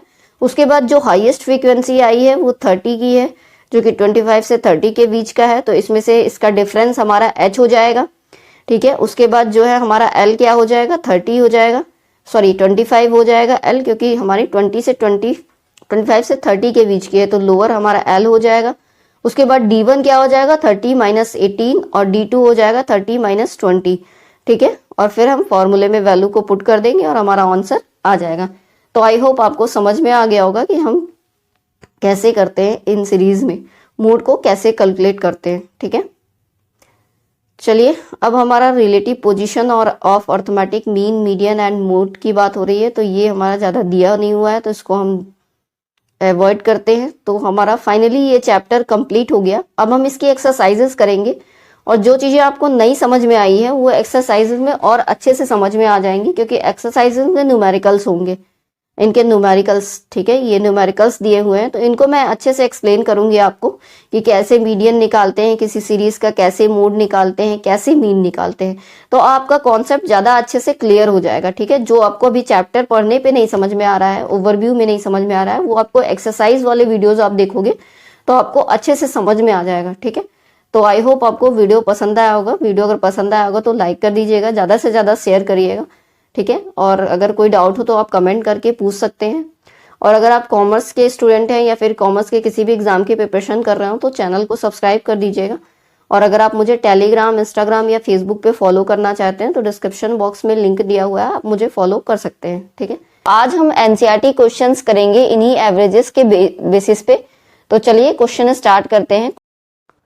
क्वेश्चन नंबर फर्स्ट हमारा कह रहा है कि which average would be suitable in the following cases, यानी ये जो कुछ हमारे पास केसेस दिए हुए हैं और हमको फाइंड आउट करना है कि जो हमने मीन, मीडियन और अर्थमेटिक मीन, मीडियन और मोड पढ़ा है उनमें से कौन सा एवरेज इन सिचुएशंस के लिए सुटेबल होगा, ठीक है। तो मैंने आंसर ब्रैकेट में लिखा भी हुआ है और मैं आपको एक्सप्लेन करती हुई चलूंगी। तो पहला क्वेश्चन है average size of readymade garments. तो अगर किसी की रेडीमेड गारमेंट्स की शॉप है तो उसको कौन सा एवरेज मेथड यूज करना चाहिए, मीन, मीडियन या मोड, तीनों में से कौन सा यूज करना चाहिए। तो हम सबसे पहले बात करते हैं मीन की। तो अगर हम मीन की बात करें तो मीन में क्या होता है कि हमारी पूरी एक वैल्यू निकल के आती है मीन में। अर्थमेटिक मीन में क्या होता है कि सारी चीजों को ऐड करके हम नंबर ऑफ एन से डिवाइड कर देते हैं तो हमारा एक वैल्यू निकल के आती है। तो मीन का यूज हम यहाँ पे नहीं कर सकते क्योंकि हमें यहाँ पे एवरेज निकालना है, ठीक है। रेडीमेड गारमेंट्स का एवरेज निकालना है, तो उसके लिए यहाँ पे हम मोड का यूज कर रहे हैं। मोड का यूज इसलिए कर रहे हैं क्योंकि मोड से क्या होगा, हमको जो है हाईएस्ट वैल्यू पता चलेगी कि कौन सा ऐसा प्रोडक्ट है जिसके ज्यादा सेलिंग है मार्केट में, किसकी ज्यादा डिमांड है। तो उस हिसाब से जिसकी सबसे ज्यादा मतलब जो बहुत ज्यादा सेलिंग हुई होगी वही मोड आएगा हमारा, ठीक है। तो जो हमारा मोड आएगा उसी हिसाब से हम अपने प्रोडक्शन को और ज्यादा फोकस करेंगे, ठीक है। तो इसीलिए हम यहाँ पे मोड का यूज कर रहे हैं। अब देखते हैं क्वेश्चन नंबर सेकंड में क्या कह रहा है। क्वेश्चन नंबर सेकंड कह रहा है average intelligence of student in a class, यानी कि एक क्लास में स्टूडेंट्स है उनके इंटेलिजेंस का एवरेज निकालना है। तो यहाँ पे अगर हम मोड से कैलकुलेट करते हैं तो मोड में हमारा जो सबसे हाईएस्ट होगा उसका आ जाएगा, ठीक है, उस स्टूडेंट का आ जाएगा, यानी सबसे हाईएस्ट इंटेलिजेंस कौन है उसका स्टूडेंट का नाम आ जाएगा। और अगर हम मीन निकालते हैं तो मीन हमारी क्वालिटेटिव चीजों के लिए होता ही नहीं है, वो क्वांटिटी बेस्ड पे होता है, ठीक है। और इंटेलिजेंस की बात हो रही तो यहाँ पे क्वालिटी की बात हो रही, तो क्वालिटी के लिए हम मीन का यूज नहीं करते, ठीक है। तो यहाँ पे हम मीडियन निकालेंगे। मीडियन में क्या होता है कि मीडियन हमारा क्या करता है कि सपोज दैट ये स्टूडेंट्स है हमारे, हाई स्टूडेंट्स के इंटेलिजेंस दिए हुए हैं, तो इसमें से मिड वैल्यू जो होगी वही हमारी मीडियन हो जाएगी। और इस तरफ हमारे जो हाईएस्ट होंगे स्टूडेंट, ज्यादा हाईएस्ट होंगे, लेस देन हाईएस्ट होंगे, उनकी होगी। और इधर मोर देन हाईएस्ट स्टूडेंट की जो है वैल्यूज होगी, ठीक है। और बीच वाला पोर्शन हमारा मीडियन हो जाएगा, तो ये हमारे लिए ज्यादा सुइटेबल होगा इस सिचुएशन में। चलिए क्वेश्चन नंबर 3 देखते हैं। क्वेश्चन नंबर 3 में कह रहा है average production in a factory पर शिफ्ट।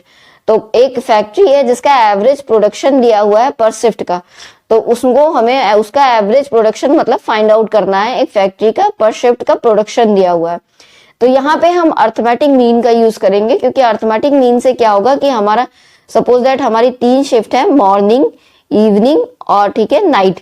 3 शिफ्ट है, तो मॉर्निंग में जितने लोग काम कर रहे हैं उसका एवरेज हम निकाल लेंगे, इवनिंग में जितने लोग काम कर रहे हैं उसका एवरेज निकाल लेंगे, और नाइट में जितने लोग काम कर रहे हैं उसका एवरेज निकाल लेंगे। टोटल मतलब पर्सन से हम एन टर्म से डिवाइड कर देंगे तो हमारा एवरेज निकल जाएगा, ठीक है।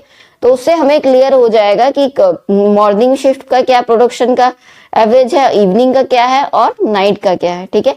और अगर हम मीडियन निकालने लगेंगे तब तो हमारी मिड वैल्यू निकलेगी, और मोड निकालेंगे तो हाईएस्ट वैल्यू निकलेगी। तो यहाँ पे इसीलिए हम अर्थमेटिक मीन का यूज करेंगे, क्योंकि हमें तीनों शिफ्ट का एवरेज अलग अलग निकालना है, उसके बाद फाइंड आउट करना है कि किस शिफ्ट में ज्यादा प्रोडक्शन हो रहा है, ठीक है, क्योंकि हमें एवरेज प्रोडक्शन निकालना है, वो भी शिफ्ट वाइज, ठीक है। तो आई होप आपको समझ में आ गया होगा। चलिए क्वेश्चन नंबर 4 देखते हैं। 4th पार्ट कह रहा है average ways in an industrial concern. तो एक इंडस्ट्री है, उसमें जो है मजदूरी दी जाती है, वेजेस दिया जाता है मजदूरों को, तो उसका एवरेज निकालना है। तो यहाँ पे अगर हम मोड निकालेंगे तो हमारा हाईएस्ट जिसका मतलब जितने एम्प्लॉयज ऐसे होंगे या जितने मजदूर ऐसे होंगे जिनको सैलरी सेम रेट पे दी जा रही होगी वो आ जाएंगे मोड में। और अगर मीडियन निकालेंगे तो मिड वैल्यू आ जाएगी, ठीक है। लेकिन हमें यहाँ पे मिड वैल्यू नहीं निकालनी, हमें यहाँ पे एवरेज वेज निकालना है कि जितनी हम मजदूरों को मजदूरी देते हैं तो उसमें से ओवरऑल एवरेज क्या है। अगर हम 10,000 से लेकर 1,000 से लेकर 10,000 तक देते हैं तो बीच ओवरऑल एवरेज कितना है कि हम मैक्सिमम कितना मजदूरों को दे रहे हैं, ठीक है। तो वही उसके लिए हमें मीन का यूज करना होगा, तभी हम एवरेज वेज निकाल पाएंगे। चलिए क्वेश्चन नेक्स्ट हम देखते हैं 5th में कह रहा है when the sum of absolute deviations from average is least. तो अगर हमारा जो है एब्सोल्यूट डेविएशंस है और उनका सम लिस्ट है, तो ये हम लोगों ने अभी डेविएशंस उतना पढ़ा नहीं है, तो ये हम अभी इसको स्किप कर देते हैं, अगले क्वेश्चन पे चलते हैं, ठीक है। 6th पे चलते हैं। 6th में कह रहा है when quantities of the variables are in a ratios. तो अगर वेरिएबल्स जो की क्वांटिटी हमारी रेशियोज में दी है तो उस केस में हम क्या करेंगे, उस केस में हम मीडियन निकालेंगे, क्योंकि रेशियोज के केस में क्या होता है, तो रेशियोज में हम मीडियन का यूज करेंगे, क्योंकि रेशियोज के केस में क्या होता है कि हमारे ये रेशियोज दिए हुए हैं, तो इसमें से जो मिड वैल्यू होगी वही इसकी मीडियन हो जाएगी, ठीक है। और यहाँ पे ये आपका Q1 हो जाएगा और ये आपका Q3 हो जाएगा। तो यहाँ पे मीडियन ज्यादा सही रहेगा अगर क्वांटिटीज दी होंगी वो भी रेशियोज में, ठीक है। अब नेक्स्ट है हमारा इन case of open ended frequency distribution. तो अगर ओपन एंडेड फ्रीक्वेंसी डिस्ट्रीब्यूशन है तो उस केस में हम कि कौन से एवरेज का यूज करेंगे। उस केस में हम अर्थमेटिक मीन का यूज नहीं कर सकते, क्योंकि ओपन एंडेड फ्रीक्वेंसी में क्योंकि अर्थमेटिक मीन एक्सट्रीम वैल्यूज उसको अफेक्ट करती हैं, ठीक है, इसलिए हम अर्थमेटिक मीन का यूज इस केस में नहीं कर सकते। और मीडियन का यूज इसलिए कर सकते हैं क्योंकि मीडियन हमारा मिड वैल्यू होता है, तो इसलिए वो ओपन एंडेड फ्रीक्वेंसी डिस्ट्रीब्यूशन के लिए ज्यादा सही होता है, ठीक है। चलिए अब नेक्स्ट देखते हैं क्वेश्चन नंबर 2 हमारा। क्वेश्चन नंबर 2 कह रहा है indicate the most appropriate alternative from the multiple choice provided against each question. तो कुछ एमसीक्यू बेस्ड हमें क्वेश्चन दिए हुए हैं, उसमें हमें सेलेक्ट करना है कि मोस्ट बेस्ट अल्टरनेटिव कौन सा होगा, ठीक है। तो पहला क्वेश्चन देखते हैं, फर्स्ट पार्ट में कह रहा है the most suitable average for qualitative measurement is. तो अगर हम क्वालिटी को मेजर करना चाहते हैं तो हमारा सबसे सुइटेबल एवरेज क्या होगा। तो हमें पता ही है कि अगर हम मीन की बात करें तो मीन हमारा क्या है, क्वांटिटेटिव होता है, क्वांटिटेटिव मेजरमेंट के लिए ही होता है, मीन से हम क्वालिटी को मेजर नहीं कर सकते, ठीक है।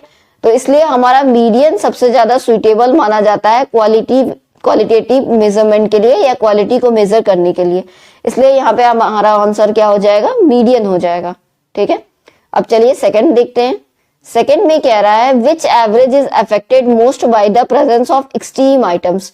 तो अभी हमने थोड़ी देर पहले ही डिस्कस किया है कि हमारा जो मीन होता है वो एक्सट्रीम आइटम्स के प्रेजेंस को ज्यादा अफेक्ट करती हैं मीन को, और जबकि मोड और मीडियन जो है वो पोजिशनल वैल्यूज के लिए होता है, मतलब वो हमारी पोजीशंस पे बेस्ड होता है, जबकि हमारा जो मीन होता है वो एक्सट्रीम वैल्यूज उसको अफेक्ट करती हैं, इसलिए अर्थमेटिक मीन यहाँ पे हमारा आंसर हो जाएगा, ठीक है। अब चलिए थर्ड देखते हैं। थर्ड में कह रहा है the algebraic sum of deviation of a set of n values from arithmetic mean is 0। तो यहाँ पे कह रहा है कि जो अलजेब्रिक सम होता है डेविएशंस का n वैल्यूज का, वो भी अर्थमेटिक मीन का, तो वो क्या होता है, तो वो हमारा 0 होता है, क्योंकि हम लोगों ने सम ऑफ डेविएशंस इस चैप्टर में पढ़ा नहीं है, लेकिन एनसीईआरटी में क्वेश्चन दिया है, इसलिए हमें आंसर देना है, ठीक है। तो वो 0 होता है। अब कैसे होता है इसको मैं एग्जाम्पल के थ्रू आपको समझाती हूँ। सपोज दैट हमारी कुछ वैल्यूज दी हुई हैं, ठीक है। सपोज दैट, एक मिनट रुकिएगा,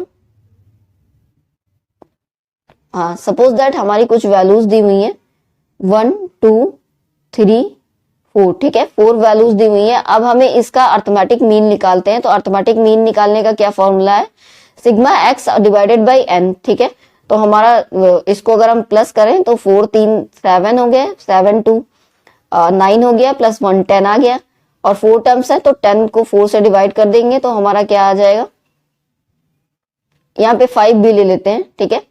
तो 5 4 9 10 11 12 13 14 15 आ गया, और ये हमारा 5 है, ठीक है। तो हम 5 से डिवाइड करते हैं तो 3 आ जाएगा, तो हमारा अर्थमेटिक मीन क्या आ गया, 3 आ गया, ठीक है। तो अब हम इसका डेविएशंस निकालेंगे। तो डेविएशंस का फॉर्मूला क्या होता है, डेविएशंस का फॉर्मूला होता है x माइनस एज्यूम मीन, लेकिन यहाँ पे क्या हो जाएगा, x माइनस एक्चुअल मीन हो जाएगा, क्योंकि एक्चुअल मीन हमारा 3 आ गया है, ठीक है।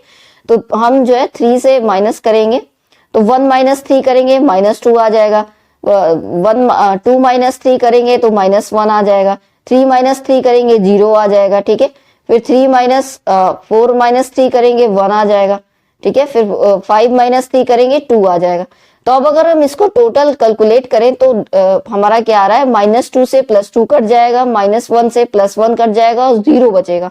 तो वही कह रहा है कि जो अलजेब्रिक सम होता है डेविएशंस का, वो भी अर्थमेटिक मीन का, वो क्या होता है, वो 0 होता है, ठीक है। इसलिए यहाँ पे हमारा आंसर 0 हो जाएगा। तो आई होप आपको समझ में आ गया होगा।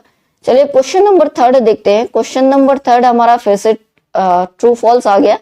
Comment whether the following statements are true और फॉल्स। तो कुछ स्टेटमेंट्स दिए हुए हैं और हमें फाइंड आउट करना है कि कौन सा ट्रू होगा और कौन सा फॉल्स होगा। Excuse me. चलिए देखते हैं। तो पहला क्वेश्चन है हमारा, पहला क्वेश्चन है the sum of deviations of items from median is 0। अब इसमें कह रहा है कि जो सम ऑफ डेविएशन होता है मीडियन का वो 0 होता है। तो हमने अभी देखा कि जो सम ऑफ डेविएशंस होता है वो मीन में 0 होता है, मीडियन में 0 नहीं होता, ठीक है। तो टाइम ज्यादा लग जाएगा, नहीं तो मैं आपको करके भी दिखा देती। तो यहाँ पे हमारा आंसर क्या हो जाएगा, फॉल्स हो जाएगा, क्योंकि मीडियन के केस में ऐसा नहीं है। Because this mathematical property applies to the arithmetic mean. ये जो मैथमेटिकल प्रॉपर्टी है ये अर्थमेटिक मीन पे अप्लाई की जाती है, मीडियन पे नहीं, ठीक है। That states that the sum of the deviation of all the items from the mean is 0। तो ये अर्थमेटिक मीन की प्रॉपर्टी है, ना कि मीडियन की, इसलिए ये फॉल्स हो जाएगा, ठीक है। चलिए अब सेकंड वाला देखते हैं। सेकंड में कह रहा है an average alone is not enough to compare series.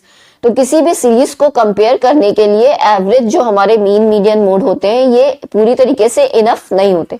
ये बिल्कुल सही कह रहा है, true, because average indicates only the behavior, because average indicates only the behavior of a particular series। क्योंकि जो averages होते हैं वो केवल एक particular series का behavior बताते हैं। Therefore, in order to measure the extent of divergence of different items from the central tendency is measured by dispersion। तो कुछ आइटम्स के लिए हमें डिस्पर्सन का यूज करना पड़ता है, so average is not enough to compare the series. इसीलिए हम कह सकते हैं कि ये जो एवरेजेस दिए हुए हैं ये किसी भी सीरीज को कंपेयर करने के लिए पूरी तरीके से पर्याप्त या इनफ नहीं होते, ठीक है।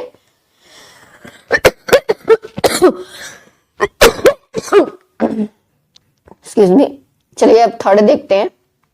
थर्ड में कह रहा है arithmetic mean is a positional value. तो अर्थमेटिक मीन पोजिशनल वैल्यू है, तो ये तो हमें पता ही है कि ये फॉल्स होगा, क्योंकि हमने पढ़ा है कि अर्थमेटिक मीन जो है उसको एक्सट्रीम वैल्यूज अफेक्ट करती है, वो पोजिशनल वैल्यू नहीं होती। हमारा मीन, मीडियन और मोड जो है पोजिशनल होता है, लेकिन अर्थमेटिक मीन पोजिशनल वैल्यू नहीं होता, ठीक है। तो इसीलिए हमारा आंसर फॉल्स हो जाएगा। Mean is not a positional average, the calculation of median and model values is based on the position of the items in the series but not the mean. तो मीन के लिए position का कोई असर नहीं होता, ठीक है। चलिए अब फोर्थ देखते हैं। फोर्थ में कह रहा है अपर quartile is the lowest value of top 25% of items. तो ये बिल्कुल सही कह रहा है कि जो हमारा अपर क्वार्टाइल होता है वो लोएस्ट वैल्यू होती है टॉप 25 ऑफ आइटम्स में, क्योंकि हमको पता है कि बीच में हमारा मीडियन होता है, यहाँ पे हमारा Q3 होता है और ये हमारा Q1 होता है, यही हमारा अपर क्वार्टाइल होता है। तो मीडियन तो हमारा 50% हो जाता है, उसके बाद इधर हमारा 25% हो जाता है और यहाँ पे हमारा 25% हो जाता है, ठीक है।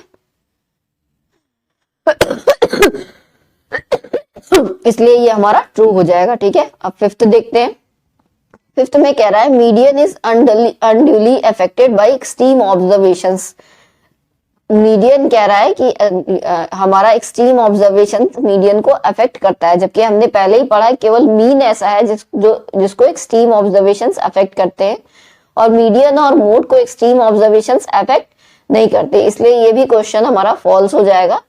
सो arithmetic mean is most affected by the presence of extreme items. केवल अर्थमेटिक मीन ही है जिसको एक्सट्रीम आइटम्स अफेक्ट करते हैं, बाकी मीडियन और मोड तो पोजिशनल पे डिपेंड होते हैं, ठीक है। चलिए अब क्वेश्चन नंबर 4 देखते हैं। क्वेश्चन नंबर 4 हमारा न्यूमेरिकल है। तो क्वेश्चन नंबर 4 में कह रहा है if the arithmetic mean of the data given below is 28।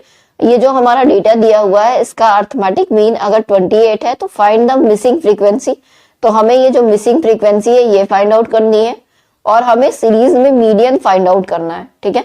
तो सबसे पहले हम मिसिंग फ्रीक्वेंसी फाइंड आउट करते हैं। तो हम ये मान लेते हैं सपोज दैट कि हमारी जो मिसिंग फ्रीक्वेंसी है 30 to 40 वाली वो F1 है, ठीक है। इसको हमने F1 मान लिया है। अब यहाँ पे हम और चीजें फाइंड आउट कर रहे हैं। तो ये हमारा क्लास इंटरवल है जो कि गिवन दिया हुआ है क्वेश्चन में। ये हमारी फ्रीक्वेंसीज हैं। फ्रीक्वेंसीज में एक मिसिंग थी जिसको हमने F1 मान लिया। यहाँ पे मिड वैल्यूज है। मिड वैल्यूज कैसे फाइंड आउट होती हैं? इन दोनों को टोटल करके, जितनी क्लास इंटरवल्स है दोनों को टोटल करके डिवाइडेड बाय 2। तो 0 + 10 डिवाइडेड बाय 2 5 आ जाएगा। 20 + 10 डिवाइडेड बाय 2 15 आ जाएगा। 20 + 30 50 होता है, डिवाइड करेंगे 2 से 25 आ जाएगा। उसी तरीके से 40 + 30 70 होता है, डिवाइड करेंगे 35 आ जाएगा। 40 + 50 90 होता है, डिवाइड कर देंगे तो 45 आ जाएगा। 50 + 60 110 होता है, डिवाइड करेंगे 2 से 55 आ जाएगा, ठीक है।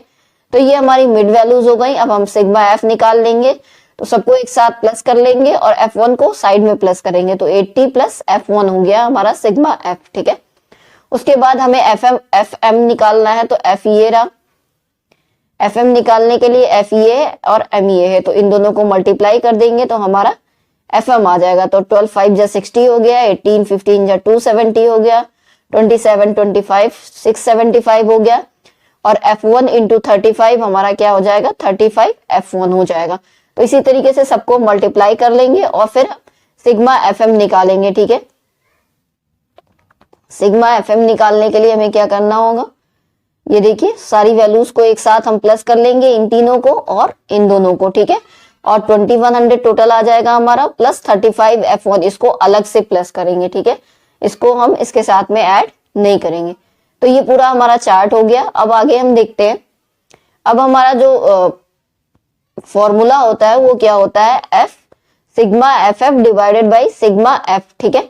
तो सिग्मा FM हमारा और मीन हमारा 28 दिया हुआ है, तो हम यहाँ पे लिख देंगे 28 = हमारा सिग्मा FM कितना आया है 2100 प्लस 35 F1 और हमारा सिग्मा F कितना आया है 80 प्लस F1। ठीक है, अब इनका हम क्रॉस मल्टीप्लिकेशन कर देंगे। तो क्रॉस मल्टीप्लिकेशन करेंगे तो 28 इंटू 80 हमारा आ जाएगा 2240 प्लस 28 F1 आ जाएगा। ठीक है, क्योंकि 28 इंटू F1 करेंगे हम तो 28 F1 आ जाएगा और फिर इधर वाली वैल्यूज में कुछ है नहीं तो हमारा 1 मान लेंगे हम, तो 2100 प्लस 35 F1 एक साथ हो जाएगा। अब हम F1 वाली वैल्यूज को एक तरफ ले आएंगे और डिजिट्स को एक तरफ ले आएंगे। तो 2240 2100 को इधर लेते आएंगे तो माइनस में हो जाएगा। 35 F है, 28 इधर प्लस में है तो इधर ले आएंगे तो माइनस में हो जाएगा। तो बचेगा 140 इक्वल टू 7 F1। तो F1 की वैल्यू कितनी आ जाएगी 20 आ जाएगी, क्योंकि 7 से हम 140 को डिवाइड करेंगे तो 20 आएगा। ठीक है, तो आई होप आपको समझ में आ गया होगा कि F1 की वैल्यू कैसे आई। अब हमें क्या निकालना है, मीडियन निकालना है। तो मीडियन निकालने के लिए हमें क्यूमुलेटिव फ्रीक्वेंसीज की जरूरत होती है। तो यहाँ पे क्लास इंटरवल दिया ही हुआ है, फ्रीक्वेंसीज हमारी जो मिसिंग थी F1 की जो माना था हमने वो भी निकल आई है, तो उसको भी हमने लिख दिया 20 और सिग्मा F हमारा निकल आया 100 अब। ठीक है, क्योंकि 80 पहले था तो प्लस 20 हमारा 100 हो ही गया। उसके बाद क्यूमुलेटिव फ्रीक्वेंसी हमें लेनी है, तो पहली फ्रीक्वेंसी हमारी एज इट इज वही हो जाती है 12 आ गई। उसके बाद 12 प्लस 18 30 आ गया, फिर 30 प्लस 27 57 आ गया, फिर 57 प्लस 20 77 आ गया। ठीक है, उसके बाद हमारा 77 प्लस 17 94 आ गया और 94 प्लस 6 100 आ गया। तो ये हमारी क्यूमुलेटिव फ्रीक्वेंसीज आ गई। चलिए आगे देखते हैं। अब sigma F is equal to और N इज इक्वल टू हमारा 100 हो गया और मीडियन क्लास साइज हमारा क्या हो जाएगा N डिवाइडेड बाई 2 आइटम्स। तो मीडियन हमारा क्लास इंटरवल क्या आ जाएगा 50 को 100 को 2 से डिवाइड कर देंगे तो 50th आइटम हो जाएगा। ठीक है, तो अगर हम अपनी क्लास फ्रीक्वेंसी देखें तो हमारा ये वाली जो फ्रीक्वेंसी है यही है हमारी क्लास इंटरवल की, इसी में हमारा 50th आइटम आएगा, क्योंकि इसके आगे वाली 77 हो जा रही है और इसके नीचे वाली 50 से कम है तो हम 57 को ही लेंगे। ठीक है, अब हम फॉर्मूले में वैल्यू को पुट करते हैं। तो 50th आइटम हमारा 57 क्यूमुलेटिव फ्रीक्वेंसी पे आ रहा है, जिसकी करस्पॉन्डिंग क्लास इंटरवल क्या है 20 से 30 है। ठीक है, और मीडियन का फॉर्मूला हमें पता ही है क्या होता है। मीडियन का फॉर्मूला हमारा हो जाता है L plus N divided by 2 minus cumulative frequency divided by F into I। तो N बाई 2 हमारा 50 आ ही रहा है तो हम डायरेक्ट 50 लिख लेते हैं। ठीक है, तो ये हो जाएगा हमारा 20 plus 50 minus 30 divided by 27 into 10। ठीक है, तो इधर हम 20 इंटू 10 200 डिवाइडेड बाई 27 हो जाएगा। अगर हम सिंपली देखना चाहें, ठीक है, तो हम क्या कर रहे हैं 20 प्लस 20 इंटू 10 कर देंगे तो 200 डिवाइडेड बाई 27 आ जाएगा। ठीक है, तो इस 27 को हम 200 से डिवाइड करेंगे तो हमारा आ जाएगा 7.40। ठीक है, जब 27 से हम 200 को काटेंगे तो टोटल हमारा आ जाएगा कितना मीडियन 27.40। ठीक है, तो ये हमारा मीडियन हो गया। अब हमारा क्वेश्चन नंबर 5। तो क्वेश्चन नंबर 5 हम नेक्स्ट पार्ट में देखेंगे और आगे के जो क्वेश्चन है उसको हम नेक्स्ट पार्ट में देखेंगे। ये क्वेश्चन नंबर 5 हम लोग देख लेते हैं, बाकी 6th हम नेक्स्ट पार्ट में देखेंगे। तो क्वेश्चन नंबर 5 में कह रहा है the following table given the daily income of 10 workers of factory find the arithmetic mean. तो हमें अर्थमेटिक मीन निकालना है और ये डेली वर्कर्स हमारे दिए हुए हैं। ठीक है, तो A से J तक हमारे वर्कर्स हैं और डेली इनकम उनकी दी हुई है। तो अर्थमेटिक मीन के लिए हमें सिग्मा X टोटल करके और उसको N से डिवाइड कर देना है, तो बहुत आसान है ये। तो सिग्मा X हमारा 2400 है, तो 2400 को जब हम 10 से डिवाइड कर देंगे तो हमारा 240 आंसर आ जाएगा, यानी अर्थमेटिक मीन आ जाएगा। तो क्वेश्चन नंबर 5 तो हमारा सबसे इजी है, क्योंकि सिग्मा X अपॉन N करना है अर्थमेटिक मीन निकालने के लिए। तो आई होप आपको सारे क्वेश्चन समझ में आ गए होंगे। अगर आपको कोई डाउट हो तो आप कमेंट करके पूछ सकते हैं। बाकी नेक्स्ट पार्ट में हम आगे के क्वेश्चंस डिस्कस करेंगे। वीडियो अगर पसंद आया होगा तो लाइक कर दीजिएगा, चैनल को सब्सक्राइब कर दीजिएगा आगे की और वीडियोस देखने के लिए।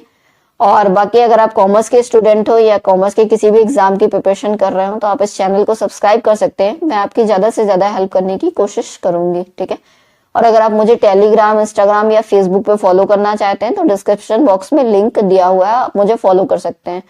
और PDF के लिए भी आप मुझे कमेंट कर सकते हैं। चलिए, थैंक्स फॉर वॉचिंग।